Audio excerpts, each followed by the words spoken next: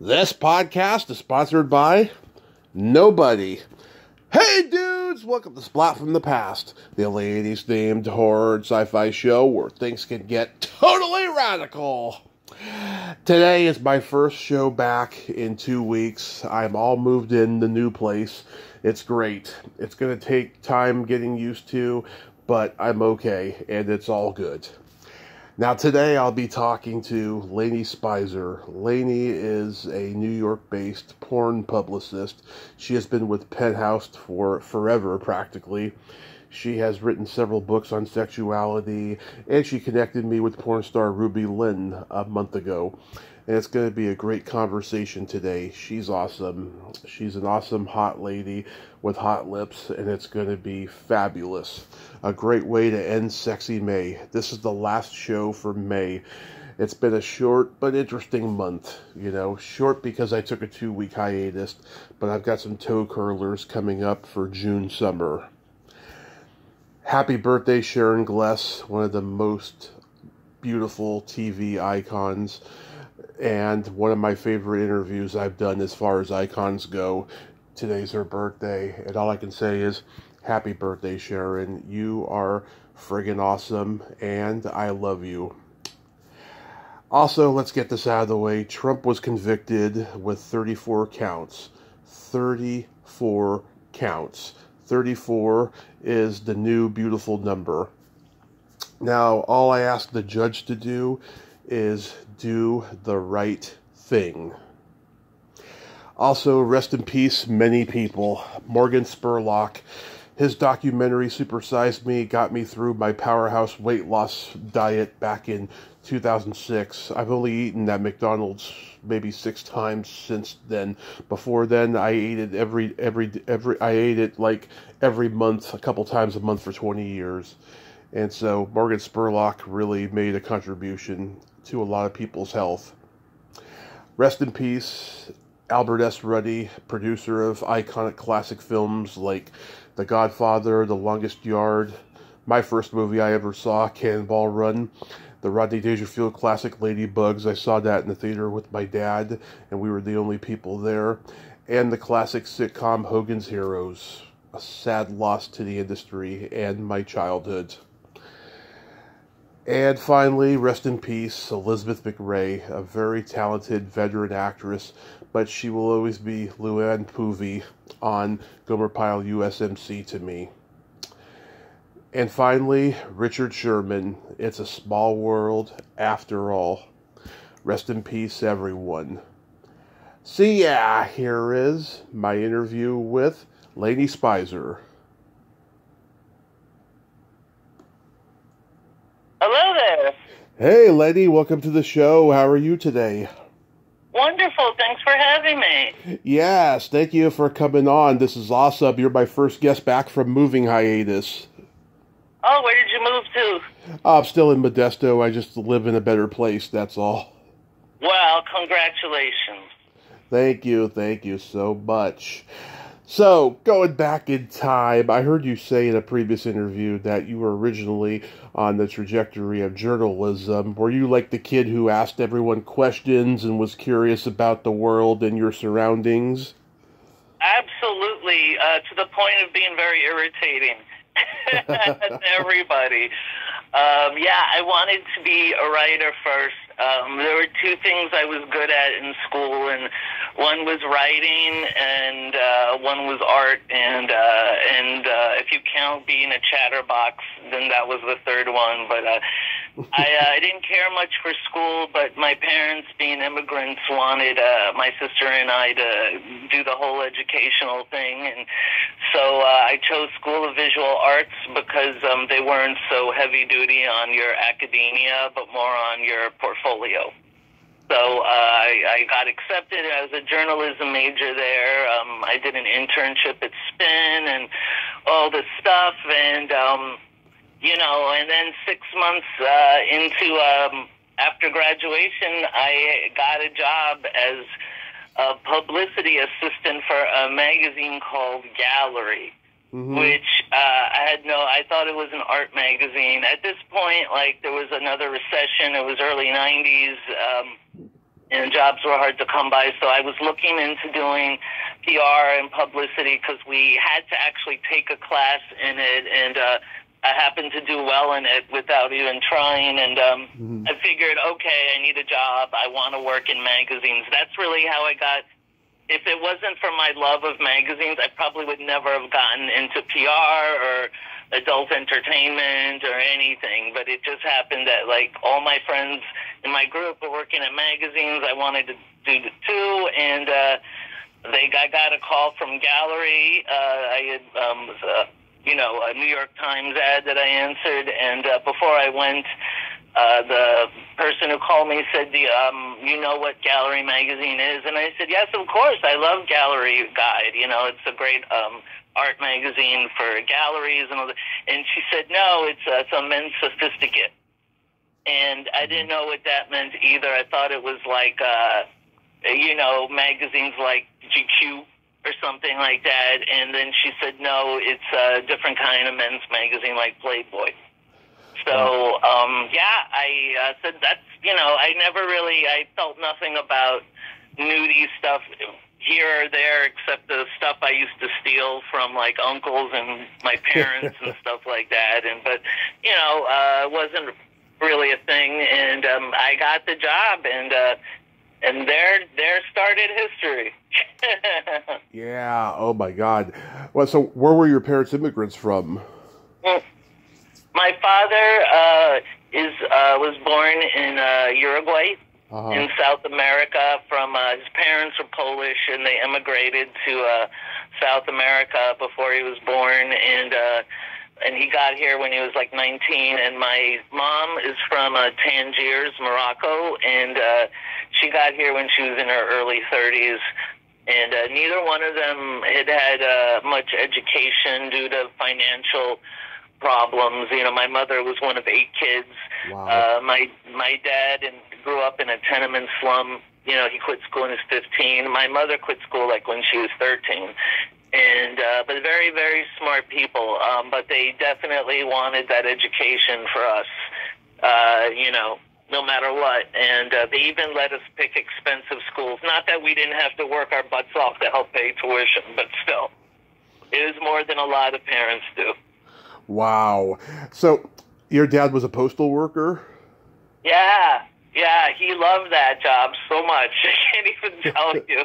I always aspired to love a job the way he loved that job. And to me, it wasn't like, he's a postal clerk, Yeah. And in fact, when I got into reading Charles Bukowski in my late teens, I read his book Post Office, and that Charles Bukowski spent the last 15 years of his life before, quitting and just doing writing full time at the post office. I thought it was a cool job, and he loved it. He loved it so much. He said, "This is a great job. A monkey could do it." Yeah. My dad was the first one in his family not to become a postal worker. Yeah, that's funny. And I followed suit, so, yeah, that's why I was like, wow, her dad was a postal worker, wow, and everybody on my dad's side of the family was a postal worker except him and I. Wow, that is so crazy. It's a good job. I mean, the benefits, look, are you going to become a Rockefeller? No, but, you're working for the government, so the benefits are awesome. Like when my mom was pregnant with me and she felt very ill. Her doctor suggested that she take a trip back to Tangiers and be with family, get out of the city and all that. And my dad was able to take like a month leave of absence for, paid, to go and take care of her with him. I mean, these are benefits that you don't hear about anymore from working class people. So, actually in college, I saw that they were looking for college kids to work there, and I wanted to, and my father wouldn't let me. I think he didn't want me cramping his style if I got, sent to the Times Square postal office station.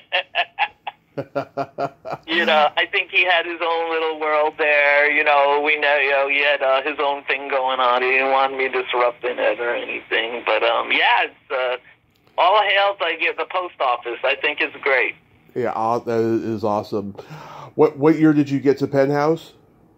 It was Penthouse. I got there after I put in 10 years at the company that put out the Gallery magazine. They also put out Fox magazine, and I ended up working for both of them. And, you know, when magazines are in trouble, or when any financial thing is in trouble, like PR publicity is considered like a luxury. So it is definitely one of the things that gets hacked. So after the day I got let go, very nicely, I asked if I could stay and cancel all the you know, the things media tours and all this stuff. And they're like, oh, that's so nice of you. Of course, you can do that.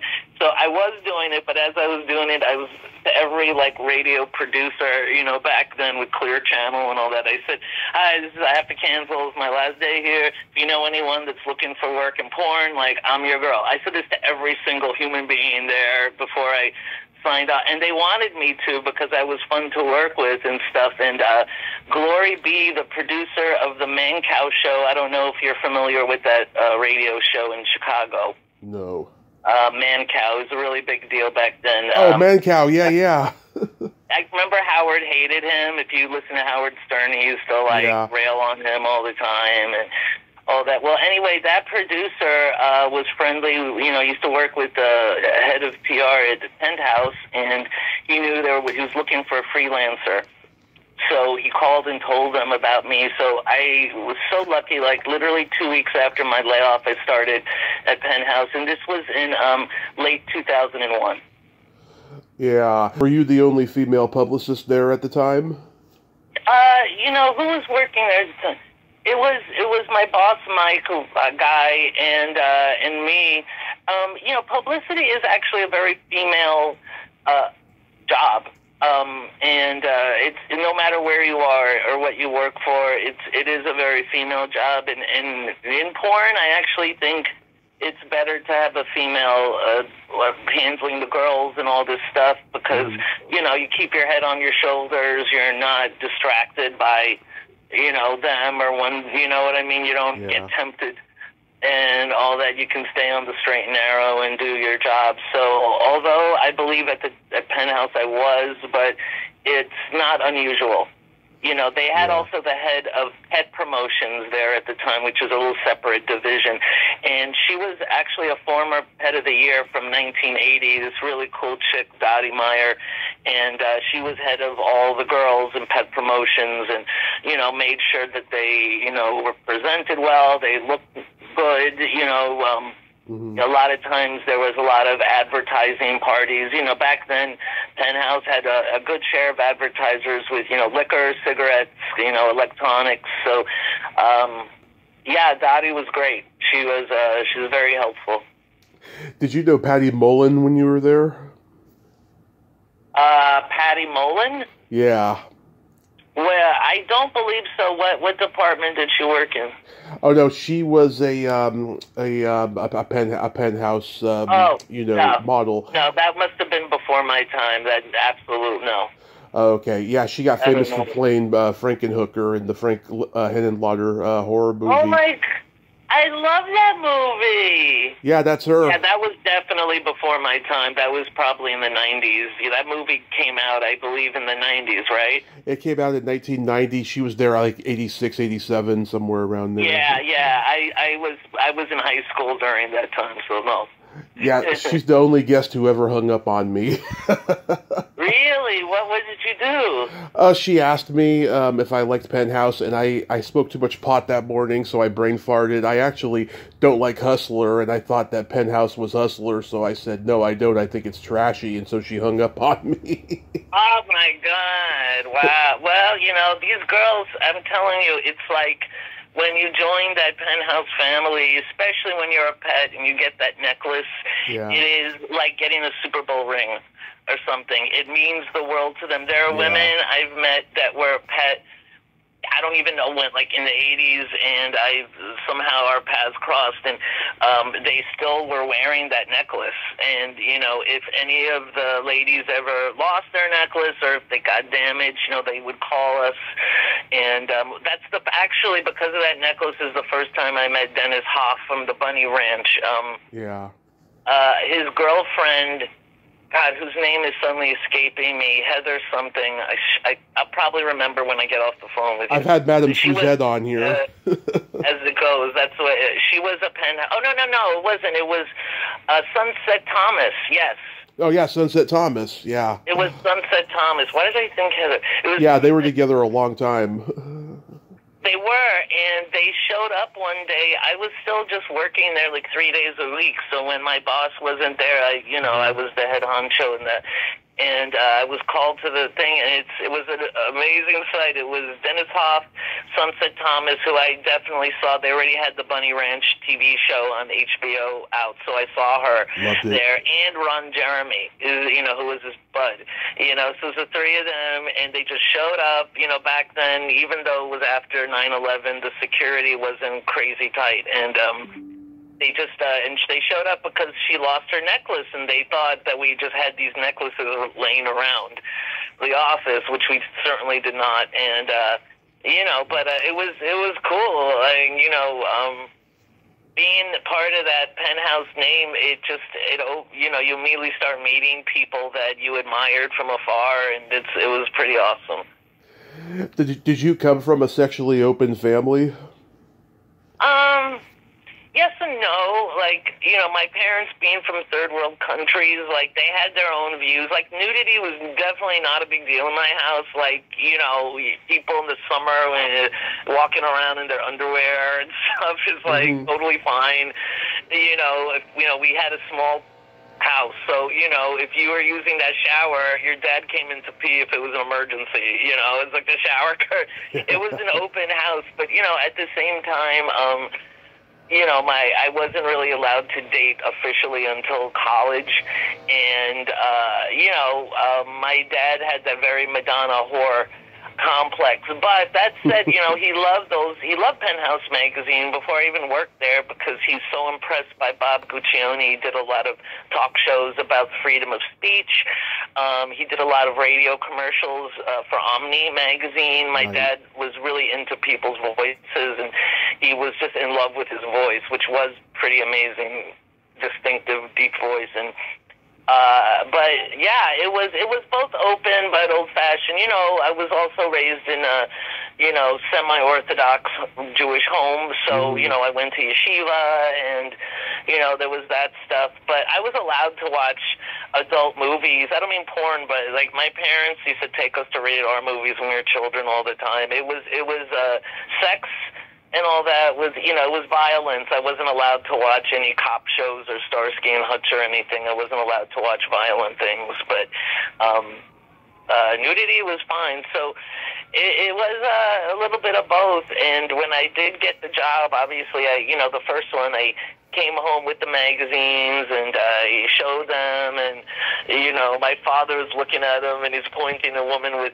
tit job, and he goes, "These beautiful breasts, they're not real, are they?"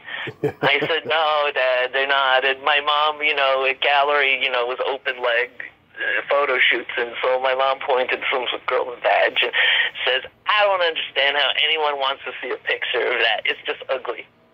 Yeah, it's just ugly. But they were cool. You know what it is?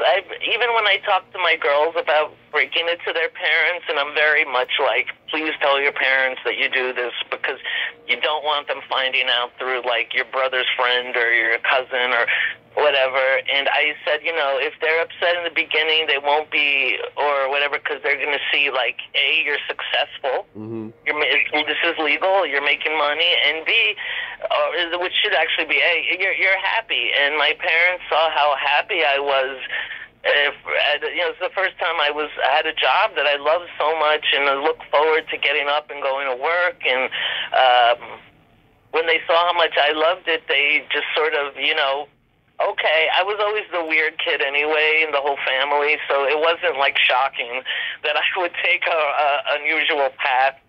But I think they were so relieved that I was working and independent, they didn't have to take care of me. That it was okay, it was okay. And then when I got the job at Penthouse, that my dad was impressed by, for sure. And he went to the newsstand and looked, picked up a copy, and you know, he saw my name on the masthead, and it made him, it definitely impressed him, although he hadn't seen Penthouse in years, and Bob was like super duper dirty by this point. Like, you know, the P photo spreads and, you know, graphic stuff. And my dad said, boy, that magazine's pictures have sure changed. Sure changed. But that, otherwise, he loved it. And, you know, I had the great pleasure of getting a, you know, not only meeting Bob, but doing his PR and, you know, his personal PR. And I was invited to his house, you know, for Christmas and on his birthday. And he was just such a nice man. And, you know, my dad was definitely impressed by that. Have you spent a lot of time on porn sets with your clients? No, not a lot, because it's mainly shot these days in, you know, Miami, LA, and Las Vegas. I was on a few when I worked at Fox, because we shot some things with the photographer Warren Tang, who had a great studio, and I was around to see a photo shoot with these are the greats. I don't know if the kids listening will know, but you know, Animal. I was on a set for her, and Hank Armstrong, and Christy Lake, and Jill Kelly, and all that. So I was on the set for that, and you know, it's like really exciting for the first like 5 minutes, and then it's just boring. It really is. It gets very boring because you have to keep stopping, you know. You have to keep stopping to open for the camera or get different angles and, you know, the money shot and everything. It's not like watching two people just go at it. Yeah. And is there a stinky, musky smell of cum on the set? Not in my experience. Well, one time when I got to set, I think they were on a break, and it was this porn that the art director of Fox, Mark DeMeo, put together called "Send in the Clowns, Don't Bother, He Came." Yeah. And it was this sort of circusy thing, and it was just crazy, you know, semi-freak show kind of. And I get there to set while they're on break, and Animal is totally naked, just wearing, you know, super duper, you know, black high heels and a big black strap on. Yeah. That's all she's wearing, and you know, we were like a family there. And so she saw me get in. She hadn't seen me in a couple of months. She runs and jumps into my arms, and I got so stabbed by that big black dildo in my tummy, like. I was like, oh my God, like I think you're gonna murder me here, you know. Please. That happened. I'm trying to think of anything. No, I mean, look, I've certainly heard enough stories about, you know, smelliness on set. I just was lucky enough not to experience it. But when it's been, when I've heard about anything smelly, it's usually been like a girl who's not as clean as she should be. Yeah, Christy Canyon told me years ago that it usually smells like perfume on set. You know, it's got a really nice smell. Yeah, I didn't think it smelled like anything, quite frankly. I didn't, you know, think, you know, they have air conditioning blowing or whatever. It didn't smell like anything to me. You've written several books, including Threesomes for Couples Who Want to Know More. Did you have a lot of threesomes back in the day? I wouldn't say I had a lot. I certainly did some experimentation. You know, I talk about a couple of those in the book. I was never really into girls, and, you know, a lot of this book is not just directions on how to do it, but just also, like, you know, if, like I said in the book, if you're a woman and you're not into girls, a threesome with another girl and a guy, whether it's your boyfriend or her boyfriend or whoever it is, it can be a little awkward. Yeah. You know, because a threesome is should be about like three people going at it together, and then it just becomes about the guy if you're not into girls, which I guess is great for the guy, but the guy wants the girls to be into each other because he wants to take a break. You know, a dick break, yeah. You know, and get the refractory period and be able to. So they kind of want the two girls to go at it, but it was never like, you know, anything I gave it a shot when I was much younger, but it was just not my thing. So when I attempted any threesomes with another girl, it usually was like it ended badly, you know, or you know, but I had a great experience with two guys that were roommates and friends, and I was casually sleeping with one, and I told him that I thought his new roommate was so hot, which he was, and it was my birthday, and he brought him over to my house for my birthday. Wow. Yeah. And, yeah. Last November, I had my first threesome in over a decade, and I gotta say, it made me feel like I was reborn. It was just fantastic. That's great. So it was with two girls or another guy, or? It was a couple. The girl, I've known her since we were in kindergarten. She came to visit for Thanksgiving, and she brought her new boyfriend with her, who's in the lifestyle, and he got her into it. I was like, really, you? Because she was married to the same guy for almost 20 years, and that guy was a complete schmuck, and I'm so glad that she's not with him anymore. Right, right. Well, that's great. You know, when done well, you know, it's a ton of fun. You know, I think everyone should experience one if they can, or if that's something that interests them in their lifetime. But you know, it's a lot of pressure for a guy to handle two girls more than people think. You know, so I always, you know, say that if it is two girls, you know, try to make sure that they are into each other as well, so the pressure's not all on you.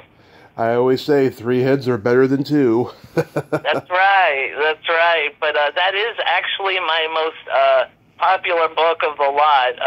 It was my first book, and it's been translated into 6 other languages. And it's everyone wants to know about that. It's just it'll always be a hot sex topic. Always, always. Are you gonna write another book? I really want to. I've been working on like literally 2 different books, so I'm hoping that I'll get something out within the next year or so. You know, publishing has changed a lot, and you know, I didn't self-publish those. I had, you know, a company publish them. But, you know, it's people don't really, you know, buy books anymore. As you see, there's not really many bookstores. Even on Amazon, it's a lot of people more self-publishing, like my friend / business associate / former client, Lisa Ann, for instance. She self-published her 2 books, and they did very well. So I've been thinking of doing that. I'm not sure. I would definitely love to do a sequel to one of my last books, which was Confessions of the 100 Hottest Porn Stars, where I interviewed 100 of that time in 2011 were, you know, very relevant hot porn stars of men and women, and I interviewed each of them about their real sex lives, not their, you know, not what they talk about on, you know, the shows or whatever, like the real stuff. And it was so much fun, and there's so many, like, I think almost all those people in the book are either dead or retired or whatever, and I would love to do another one of those. And the fans love that book because it's a beautiful coffee table book, and they always bring it to Exotica, they bring it to AVN, XBiz, they bring it to all the conventions, and they get it signed. So it's like a really nice collector's item of everything. You know, it's great to see when I go to these things, people still have the book and come up to me and ask me if I can sign it, and then they show me all the signatures they've gotten, and it's great. Well, that's so awesome. What's your favorite movie of all time? It is actually a tie. I would say it's a tie between Goodfellas and This Is Spinal Tap. Oh, I love those movies. I love This Is Spinal Tap. I heard they're coming out with a new one. Oh, yes, I heard that too.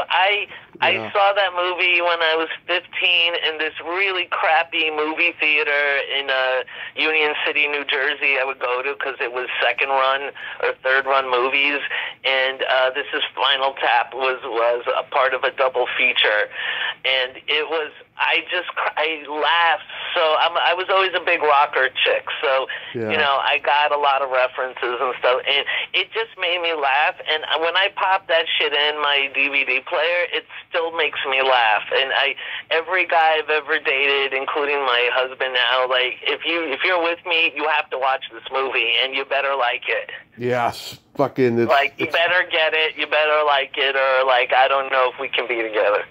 It's one of the best. I fucking love it. Yeah. What are your top 3 Desert Island albums? Oh, boy. Jesus, that's so hard because, like, I'm such a Beatles freak that I don't know. Like, I would put in the White Album. I have one Beatles album there. I put in the White Album. I put in Stevie Wonder's album, The Secret Life of Daydreaming. I love that album. And the third one, I would say, that's a good question. I would say it's a great Japanese band called Chibo Mato, and their album Stereotype. I'll check them out. I'd never heard of that group. Oh, it's great. This record is from, like, the 90s, but I figure if I'm on a desert island, you know, I need, like, a dance record. Yeah. You know, I'll get, like, you know, I'll have my Beatles, I'll have my, you know, R&B, and then I need my dance stuff. Being from Jersey, I take it you're probably into Springsteen, right? You know, I do like him. Not as much. I like Greetings from Asbury Park is Desert Island worthy. If it was like 5 discs, I would probably put that record. It's his first record, and to me, it's his best album. It just, for me, that's like, it's crazy that his first record is my favorite, but it really is. It's got so much good stuff in there. And speaking of Penthouse, you know that song "Spirit in the Night"? Yes, that was that Patti Smith song? No, it was. It's he wrote it. You know, "Spirit in the Night, all night." You know that song, and there's this reference to he wrote the song reference to this girl he's with called Crazy Janie. You know, Crazy Janie and the Mission Man. And I found out from Bob Guccione had a long-time right-hand person, very loyal, like. You know, a sister to him, Jane Homlish, who passed away, R.I.P. But she told me at the time that she saw I was a rocker chick from Jersey, and she said she was, you know, she's from Jersey, and she was Crazy Janie. Wow. They used to date, you know, when they were teenagers, and he wrote that song, and it's, you know, and she's Janie. And I went nuts. I went nuts when I found that out. Yeah, and of course there was a lot of great hard rock bands that were from Jersey, like Bon Jovi and Skid Row and Trickster. I know my Jersey bands. Very good, very good. Bon Jovi, you know, I like their early stuff, but after that I didn't get into it. And then one time I met John Bon Jovi working as, you know, I went to the World Music Awards one year with the Pet of the Year, and one of my bosses at the time, very cool chick, Trish, and we were in the, you know, they have these gift rooms at all these awards show where you give free shit to famous people. You know, and you're lucky if you get in there. So we somehow got in there. We had just kind of, Bob was gone. We kind of revamped, they revamped the magazine, made it more, I don't know, more commercial, I guess. And so we were giving away, not magazines, of course, we were giving away these really cool, like, Penthouse College T-shirts and crop tops, and it was really, like, custom-made, very, very nice stuff, really good quality. So we're giving those away, and John Bon Jovi, and I think one of the other guys, I don't know if it was Richie or someone else, they were going through, and John was with his son, at the time, who was like 13, and his son immediately grabs, you know, a T-shirt, just a T-shirt, and he's like, "Can I have it?" I said, "Yeah, of course." You know, I said, "You want one for your dad?" And he sees that shit, and he just kind of smirked like this thing, and he's like, "No, thank you," and he took it off his son's hands and just moved on. And I was like, Jesus, I know you're such a snob, man. Yeah, I've heard stories too.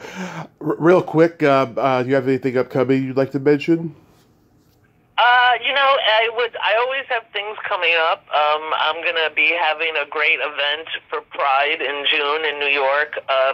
called, it's an ongoing series that my client Addis Fouché does called The Lust Files, and we're going to have a special Lust Files last week of June at the Cutting Room, where it's going to be a roundtable discussion about sex and sexuality, and because it's Pride, I'm flying down my hottest trans girls. Well, they're all hot, but I'm going to have the best of the best. Me, Isabella, Jessie Dubai, Emma Rose, who's huge right now, Ava Maxim, all these great, another gay client, gorgeous Twinkie boy I rep, Edward Tarrant, is going to be there. So everyone knows my events are just nothing but fun. It's very inclusive. I don't, there's none of this like snobbery. Anyone who wants to come, I always open the door. But more than that, just guys, keep a watch on my social media, on Instagram and on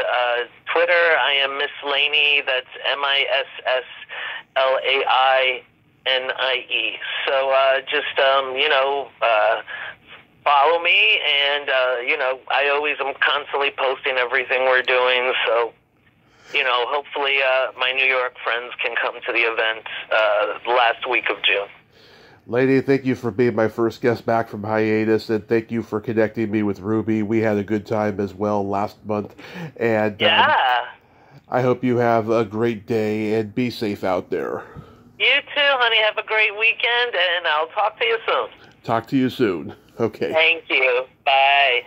Bye-bye. Well, there you have it.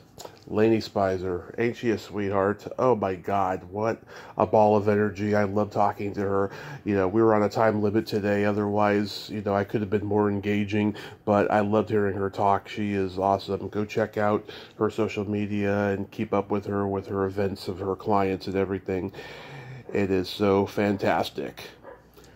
Well, until next time, this is Tommy Throwback Kovac saying, there's no shame in living in the past, because the present sucks.